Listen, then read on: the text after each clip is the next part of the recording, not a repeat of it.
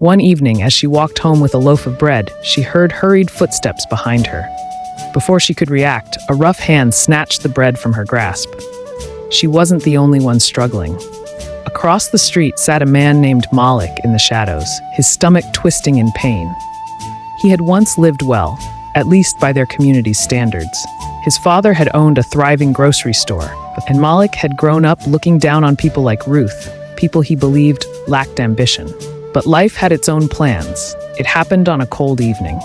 Malik was in the store, helping his father arrange goods on the shelves when the door burst open. 3 men in masks stormed in, guns raised. "On the ground, now!" one of them shouted.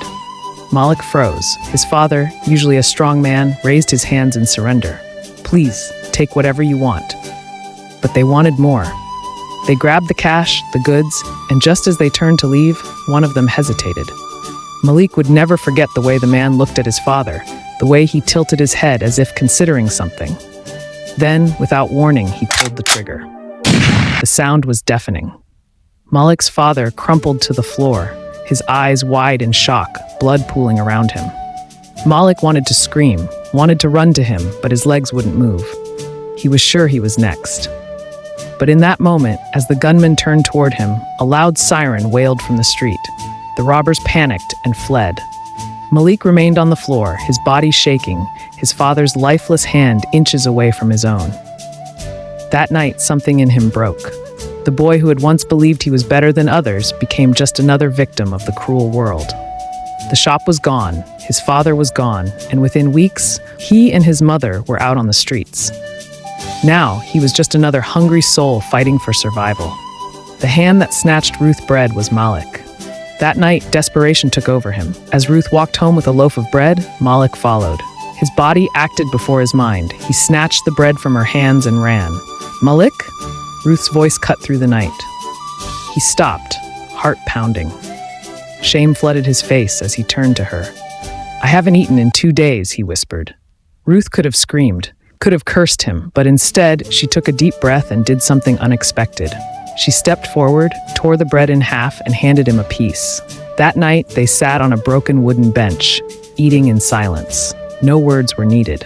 They both understood. Life had humbled them in different ways, but struggle was universal. Days turned into weeks, and their bond grew. Ruth taught Malik how to make small pastries, and he helped her sell them in the market. Their small trade flourished, enough to buy proper clothes, then a small stall. Malik's hands, once used to taking, now created. Ruth's dreams, once buried under disappointment, found new life. Years passed, and Bode Street changed. A new road was built, businesses grew, and the slums slowly transformed. One evening, Ruth and Malik stood outside their new bakery, watching customers walk in and out. The signboard of their company was showing above read, "R&M Delights, from the streets to success." Baba Tunde, the old shoemaker, passed by and chuckled his head. "I told you," he said, "nobody has it all. But nothing lasts forever, not suffering, not success. Life changes."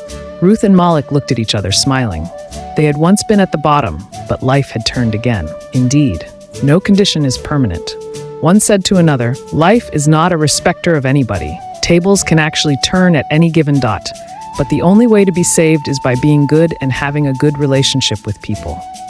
And that was how their lives were changed forever. And one of them learned his lesson while the other keeps believing in herself even more. Thank you for watching and staying till the end. Subscribe to this channel for more videos. Welcome to Feels Concept.